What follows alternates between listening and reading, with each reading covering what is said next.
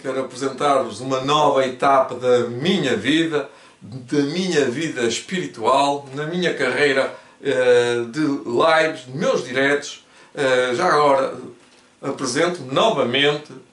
Eu sou Fernando Ferreira. Esta é uma primeira edição desta série que aborda temas temáticos, como é costume. Eu vou contar já uma história.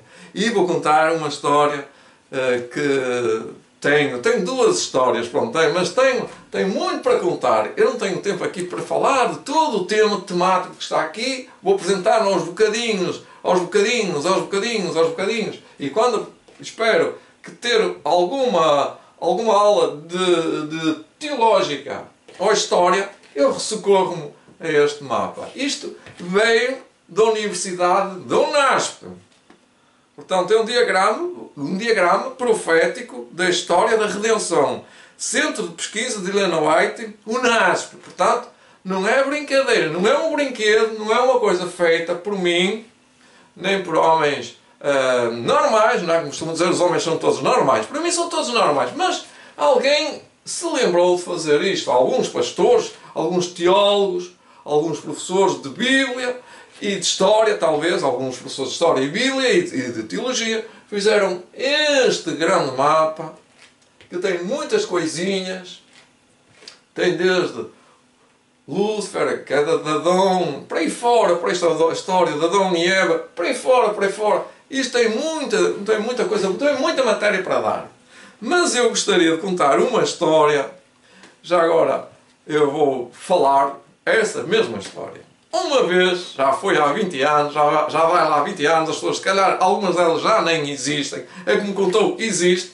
Estas duas pessoas que eu vou contar agora. O irmão Manuel Soares, da Igreja de Alpendurada, e o Euclides, da Igreja de Alpendurada, aconteceu que há 20 anos atrás, se calhar até mais, eles, o Euclides era coletor, nessa altura ainda, e tinha uma coleção para entregar em Felgueiras. Portanto, estamos a falar aí 30 ou 40 km de terra onde ele está.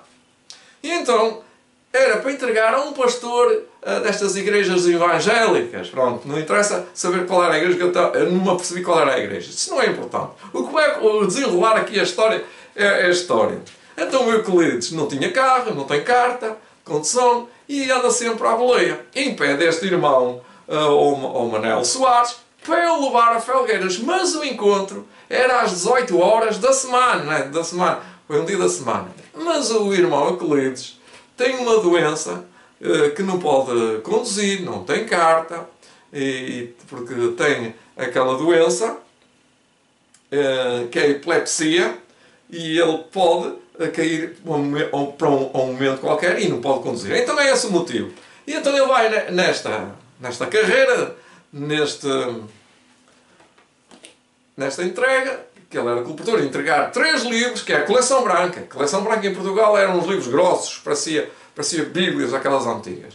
Aquelas já das Nações e mais 2 livros. Então foi entregar essa coleção. Mas no meio do caminho, já quase, ainda não estava a chegar, a quase a meio do caminho, o Euclides tem um ataque epilétrico. E então o Manuel Soares soube atuar, pôs um lenço na boca, para ele não trilhar a língua, e levou para o hospital mais perto. Teve que voltar para trás, para o Marco de Canavesas. E aí foi socorrido, foi medicado, pois aquilo tinha que ter uma medicação para o acalmar, para tranquilizar, para tirar aquele ataque epilétrico. Mas ele ficou assim um bocadinho, como é que quer dizer, estonteante, não é? Ficou assim nas nuvens. Aquelas doenças são assim, depois demora tempo a passar, aqueles efeitos. E então o Manuel Soares disse assim: então agora já não vamos entregar, já são 20 horas, já passava 4 horas. E o Euclides disse assim: vamos lá, temos que ir, sim, agora, vamos lá. Então o Manuel Soares lá meteu-se outra vez no carro, ainda estou a ver o carro, era um carro pequenino, e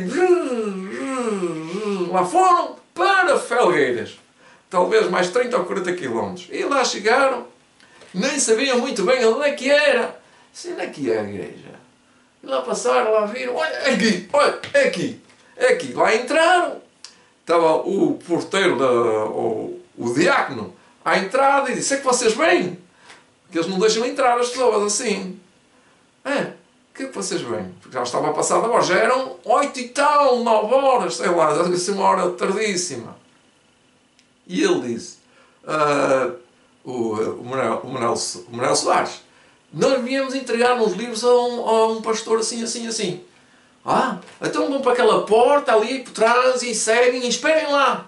Esperem lá que eles estão lá a atuar, porque estão a fazer o culto deles. E assim foi.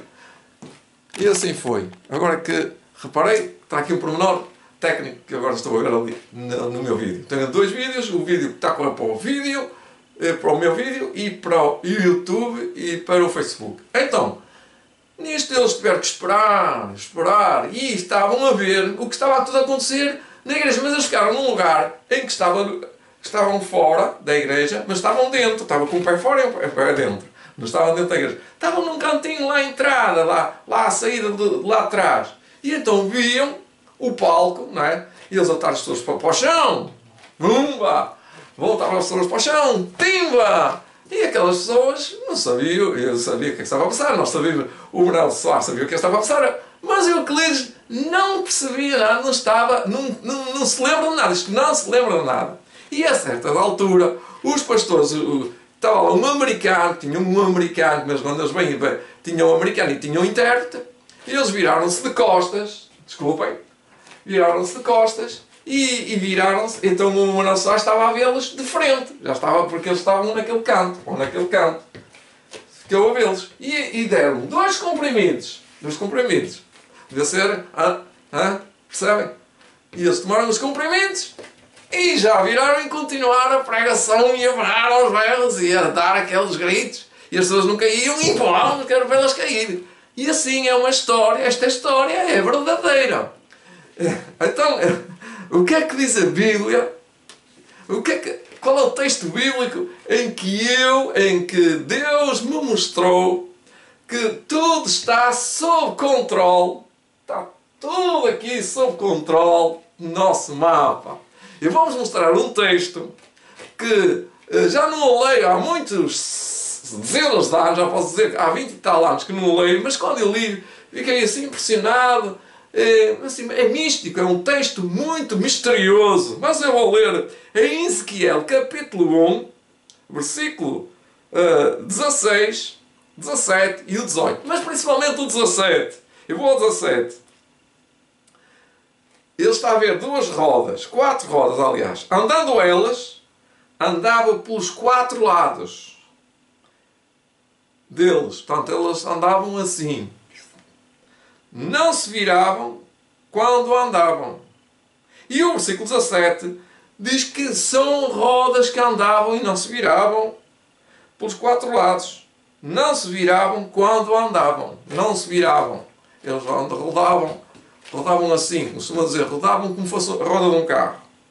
Estas rodas eram tão altas, tão altas, enormes, quer dizer, muito altas, tão altas, que metiam medo. Estão a ver umas rodas tão grandes que eu poderia dizer que era do tamanho de um planeta. Pronto. Devia ser do tamanho de 2 ou mais planetas. É uma visão. Estas rodas eram tão altas que metiam medo. E as 4 rodas tinham as suas cambas, ou seja, as suas cambas cheias de olhos ao redor. Fiquem aqui um bocadinho a pensar comigo. Eu vou explicar aquilo que eu entendi ontem na minha viagem de 300 km que andei a viajar e pensava nesta roda. Porque eu estava a rodar o país, 300 km é rodar Portugal, quase metade de Portugal. Estas rodas não são mais nem menos do que os olhos de Deus. Isto é uma visão. Não sei se é real, se isto é real, é como fosse real. Deus tem uma visão panorâmica, geral, de todos os acontecimentos em simultâneo. Estas rodas eram tão altas que metiam medo, e as 4 tinham as suas cambas cheias de olhos ao redor. E agora reparem no versículo 19. E andando os animais, andavam as rodas ao pé deles, e eles, vendo-se os animais da terra, e levavam-se também as rodas. Para onde o Espírito queria ir, iam. Então ele está a falar do Espírito Santo. Para onde o Espírito tinha de ir, no versículo 19 e no versículo 20, para onde o Espírito tinha de ir, aí as rodas se levavam de fronte deles, porque o Espírito da criatura vivente estava nas rodas. Está a falar de uma grande coisa, muito desconhecida, mas eu explico na minha humanidade. Sabem que agora as minhas palavras são parcas. Os olhos de Deus estavam a olhar sempre por mim. 300 e tal quilómetros. Não me aconteceu nada. Podia-me acontecer muitas coisas. Eu vi muitos perigos. Sempre Deus está presente, mas não está presente fisicamente. Como é que Ele faz? Mas Ele está a tomar conta. Ele está a olhar fixadamente. E mesmo que rode, diz aqui, mesmo que rode, as rodas eram tão altas que não se viam o fim. E quando andavam, as rodas andavam de pé deles e levantam-se animais. E é um versículo que diz assim, no versículo 16, o aspecto das rodas e a obra delas era como cor de turquesa, uma cor bonita. E as 4 tinham uma mesma semelhança, as 4 rodas. E o seu aspecto e a sua obra era como se estivesse uma roda no meio de outra roda. Andavam elas pelos 4 lados delas e não se viravam, aqui é a questão interessante, e não se viravam quando andavam. Elas fixavam sempre o olho no mesmo sítio, ou seja, os milhões de olhos, não é? São bilhões de olhos nas rodas, e sempre a rodar, mas sempre fixar a mesma pessoa, ou o mesmo grupo, ou o mesmo acontecimento, e sempre tomando conta desses acontecimentos. Aqui vemos que Deus está no comando de toda a nossa história, desde Adão e Eva até agora, e vai por aí fora. Vamos contar o resto? Vamos continuar. Então, o que eu quero dizer é uma apresentação de tudo o que vem aí, de tudo o que eu vou contar, vai ser gerado pelo conhecimento que Deus me revelou a mim através da sua palavra. Eu vou não só cingir à Bíblia, eu vou estudar a Bíblia, já estudo há 27 anos, ou há 37 anos, perdão. Depois tenho livros de grande vulto, Daniel e Apocalipse revelado, de Urias Smith, Centro-White Press, portanto, é da Igreja Adventista do Sétimo Dia, logo, é uma série legado dos pioneiros adventistas do Sétimo Dia. Está aqui. Depois tenho outro livro, muito interessante, que são citações de Ellen White, das quais eu nunca li alguma delas. Olhem, é fácil, e todas as vezes que eu pego um livro, é uma citação que diz assim, por exemplo, esta diz, a verdade que não é posta em prática, perde seu poder. Ellen White tem testemunhos para ministros, página 353. Portanto, esta é a verdade presente que tem que ser posta em ação. Depois tenho a mensagem da saúde, muito importante. A mensagem dos 3 anjos. A mensagem da saúde, que vai ser muito bem refinada, purificada. Vou falar sobre os cigarros, sobre o tabaco, sobre o álcool, sobre o café, sobre as drogas, sobre o vinho, sobre a cerveja, sobre a saúde, sobre a água, sobre os alimentos. Muita coisa que vamos apresentar de Ellen White, claro, no estudo Espírito e Profecia. Como deixar de fumar.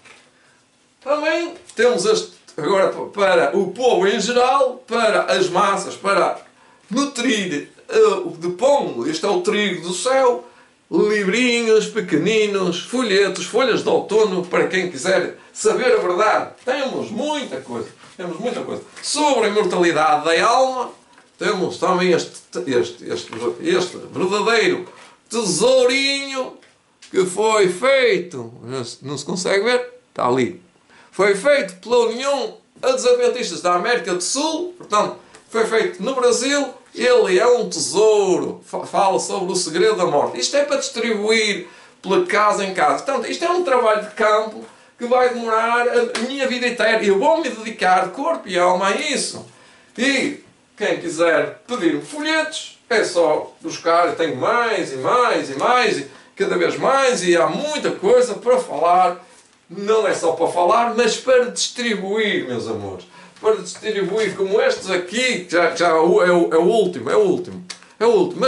Mas temos assim, temos que fazer, mandar fazer ou pedir que nos arranjem mais material bíblico, mais material para distribuir. Ainda temos algumas Bíblias. A Bíblia da Esperança de 2019, aliás, mas é para comemorar os 100 anos da comemoração da Bíblia, dos 100 anos. Temos ainda um folheto que eu tenho, que está preto e branco, mas eu posso fazê-lo a cores, 500 anos da Reforma, após a Reforma, ainda o tenho. E tenho outras coisas mais antigas, que ainda não apresentei. Tenho o livro de outra publicadora, que é Esperança na Glória, ou Cristo em Nós, Cristo a Nossa Justiça. Portanto, aqui apresento alguns livros da nossa coleção, da coleção que eles me enviaram. Já alguns livros já distribuí. Está sempre a sair livros novos, tenho que distribuir mais livros. E isto é muito difícil arranjar livros. Cada dia é mais difícil arranjar muitos livros. Aos milhões e às centenas. Por isso, para já não estou a precisar de ajuda, não estou a pedir a ninguém que me ajude, porque eu tenho os meus próprios fornecedores, ainda vou-me sustentando pelos meus meios financeiros, mas em breve talvez diga assim, olha, agora preciso de publicar 10.000 livros ou umas centenas de livros sobre isto ou sobre aquilo. E então aí eu vou pedir que colaborem comigo. Se quiserem juntar-se a mim, pois serão bem-vindos. Estarei aberto às vossas opiniões, às vossas decisões, que se juntem. Eu não estou sozinho, isto é uma equipa que não se vê, não é? Eu é que estou a dar a cara, como costumo dizer, mas tem sempre Adventistas Sétimo Dia delegado, como costumo, de Adventistas Sétimo Dia de experiência.